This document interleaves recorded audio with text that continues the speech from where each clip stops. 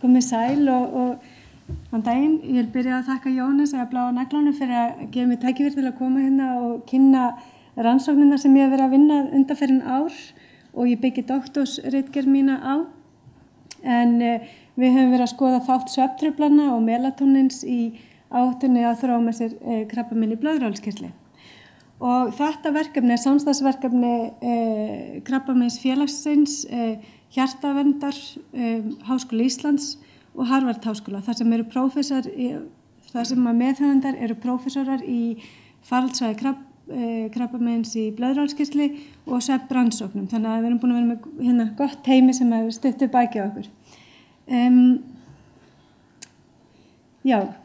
Ég ætla að reyna að svæfa ykkur ekki hérna með þessum fyrirlestri þó svo að megin skilaboðin hér í dag eru að sjálfsögðu góður svefn.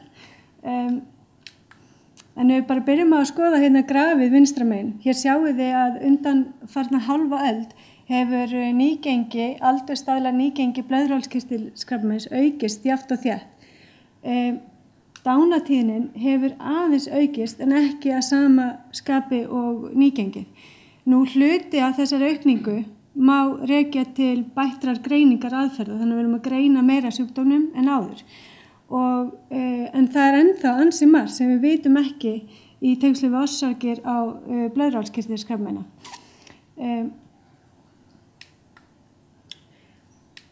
Síðastliðna hálfa öld hefur einnig notkun rafmagns aukist gríðarlega mikið og margfaldast undanfarna áratugi. Þannig að við erum farin að lýsa upp næturnar með rafmagnsljósi og sem gerir okkur kleift að vaka á næturnar og sofa daginn.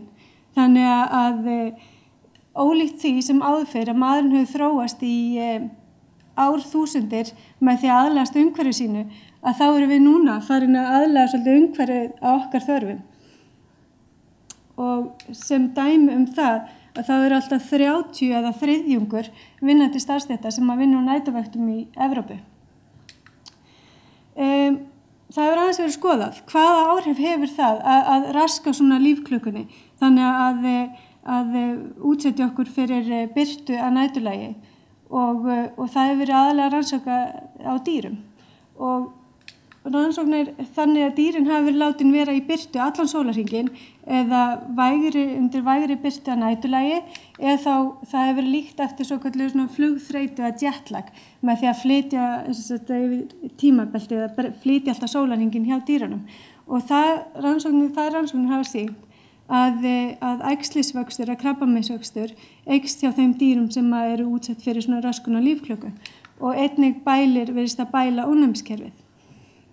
Það eru þessar rannsóknir og yfirlýsing alþjóða heilbrigðismálastofnunar réttara sagt alþjóða rannsókna krabbameinsstofnunar sem að fellur undir alþjóða heilbrigðismálastofnun sem að gaf út yfirlýsingu fyrir 7 árum að næturvaktavinna væri mögulegur áhættuþáttur krabbameina. Og þessi yfirlýsing var fyrst og fremst byggð á þessum dýrarannsóknum sem að ég sagði frá hérna rétt áðan.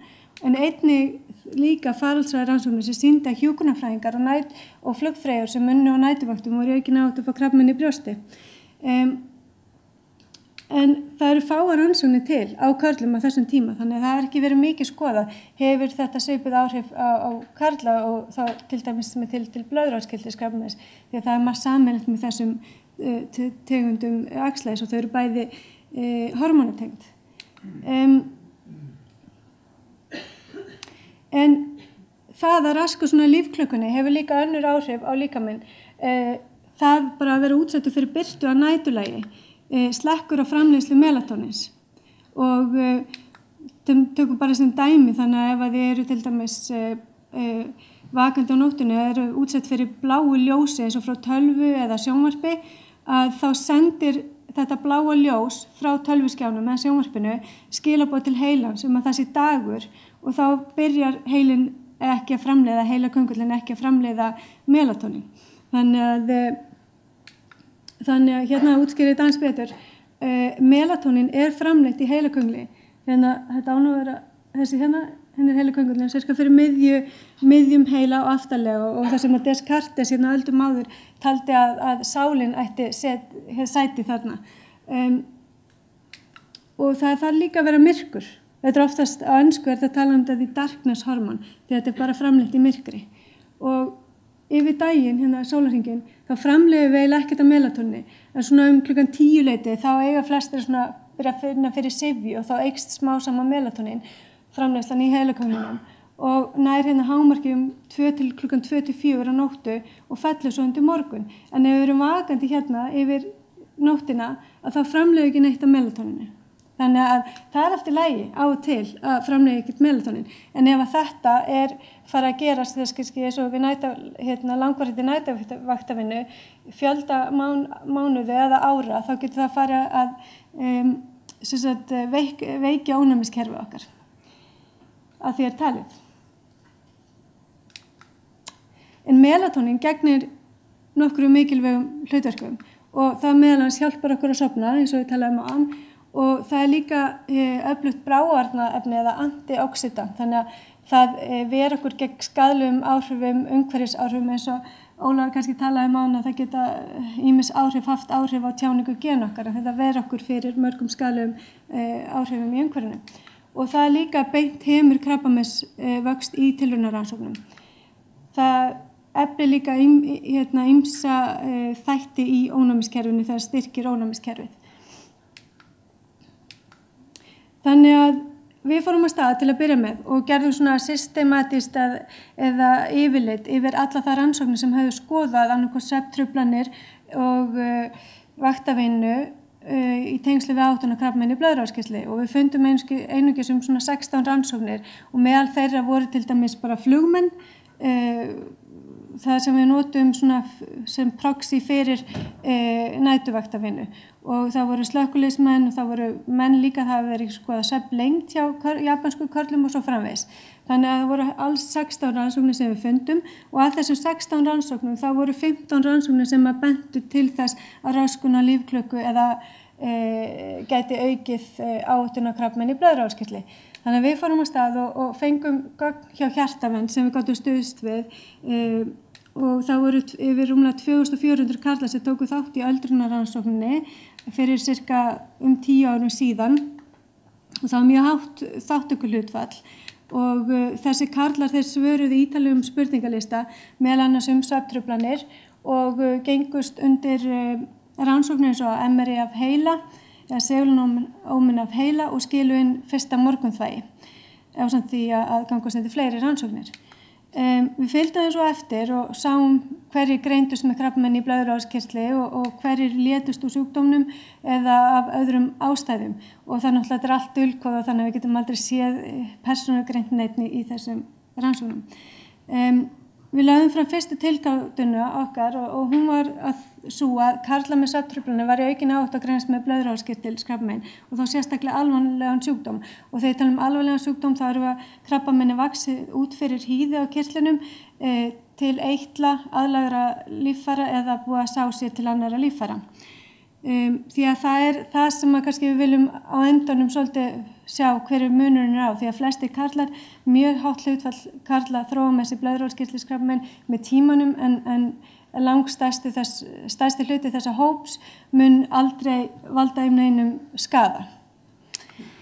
Það voru 4 spurningar sem að karlarnir svöruðu og fyrst var það hvort þetta erfitt með að festa svefn og í öðru lagi hvort þau væri að vakna upp á næturnar og í þriðja lagi hvort þau væri að vakna upp allar morguns og svo hvort þau væri að taka ykkur lyf til að hjálpa þeim að sofa. Við settum þarna með svefnteyminni úti í Boston, settum við saman þessar spurningar til að endurspegla mismunandi svefnvandamál og líka alvarleika svefnvandamálsins. Þannig að eftir því sem að það voru já við fleiri spurningum því alvarlegra var svefnvandamáli. Af þessum körlum höfðu 6% greinst með krabbamein í blöðruhálskirtli á tímabilinu og þar var 50 með alvarlegan sjúkdóm. Það er að hlaupa svolítið yfir þetta hérna. Þannig sjáum við að þetta eru mismunandi svefnvandamál hér og eftir því sem að svefnvandamáli er alvarlegra því aukin áhætta allt frá því 60% og upp í 2-föld aukin áhætta og það sem kannski athyglisverðast í þetta að áhættan á alvarlegum sjúkdómum var hátt í 4-föld þegar búið var að leiðrétta fyrir helstu truflunarþáttum. Þannig að það virtist hafa meiri áhrif fyrir alvarlegan sjúkdóm. Það eru bara benda það er ekki marg tilfelli hér á bakvið þessa útreikninga, þannig að maður tekur alltaf aðeins með fyrirvara þessa niðurstöður. En við birtum þessa rannsókn hérna fyrir ári síðan og var bara gaman frá því að segja, hún fekk alveg heimsathygli, ég held að það hafi verið fjallað um hver einustu heimsálfu og já.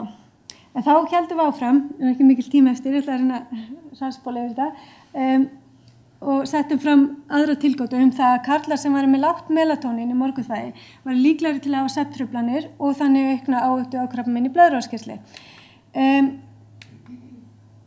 Við skiptum mönnunum í 2 hópa eftir miðgildi melatónín sem þeir voru með, þannig annarkvort þú sem með lágt melatónín eða hátt melatónín og skoðum svo áhættuna. Við fyndum bara út að með þá karlar sem voru með engin svefnvandamál, þá var fleiri með lágt melatóníngildi af þeim sem voru með svefnvandamál. Og það sem kannski áhugavert hér að sjá að það fannst tengsl á milli. Þessi karlar sem voru með lágt gildi melatóníns voru allt í 4-falt aukinni áhættu að fá krabbamein í blöðruhálskirtli. Og þá erum við að tala um langt genginn sjúkdóm. Það er meiri áhætta fyrir langt genginn sjúkdóm heldur en heildina. Og það var búið að leiðrétta fyrir öllum svona mögulegum truflunarþáttum hér. Þessi grein var birt bara núna nýlega í European Urology og já, það leiðir okkur að 3. tilgátunni, þannig að nú erum við akkúrat að vinna í því að við erum að vera skoða það hvort að karlar sem eru með lítinn heilaköngul sem þetta litli kirtill í heilunum sem framleiðir melatónín, hvort að þeir sem er lítið magn af melatóníni og aukinni áttu að fá krabbamein í blöðruhálskirtli og eiginlega bara í þessa dagana erum við að merkja heilaköngulinn og við gerum það sést nú ekki alveg nógu vel hér, við erum að teikna, notum skoðunarmyndir og teiknum inn kirtilinn. Annarkvort teiknum mann bleikan þá það vefur, teiknum mann grænan þá það kalk og bláan þá það systa eða vökvi.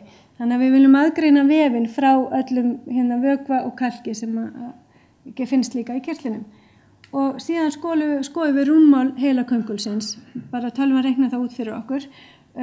Og þannig að við höfum svona fyrstu niðurstöðu sína það er mjög góð fylgni á milli stærð heilakönguls og framleiðslu melatóníns.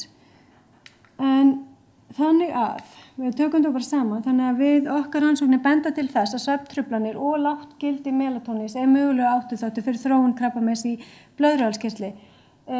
Einnig sáum við það að lágt melatónín tengist svefntruflunum og stærð heilaköngul's.